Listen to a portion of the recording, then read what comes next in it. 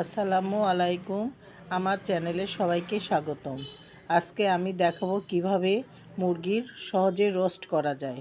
প্রথমে আমি মুরগিগুলো ম্যারিনেট করে রাখছি দই, সিরকা আর লবণ দিয়ে। পরে একটা একটা করে ভাজলাম।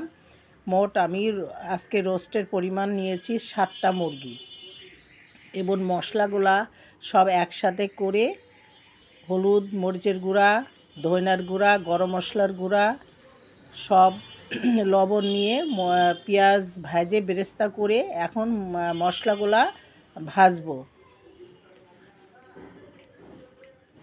পরিমাণ মতন আমি হাফ কাপ আমি জিরার গুঁড়া এবং 1 চা চামচ মরিচের গুঁড়া, মরিচের পরিমাণ খুব কম, হলুদের গুঁড়া, মরিচের গুঁড়া সব দিয়ে ভেজে এখন আমি রোস্টটা দিয়ে দিলাম এবং পেস্তা বাদাম, চীনা বাদাম, তেজপাতা, গরম মশলা সব দই দিয়ে ব্লেন্ড করে কিশমিশ সব দিয়ে এখন রোস্টটা উঠিয়ে দিলাম।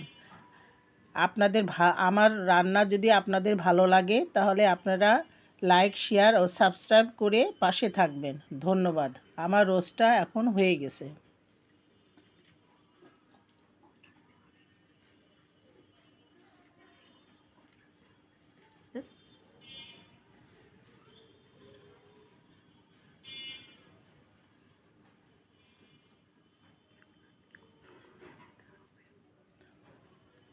আমার রোস্ট করতে মোট 30 মিনিট সময় লাগছে, ভাজতে 10 মিনিট আর এমনি করতে 30 মিনিট সময় লাগছে। এর ভিতরে আমার রোস্ট হয়ে গেছে। মোট 40 মিনিটে আমার রোস্ট কমপ্লিট।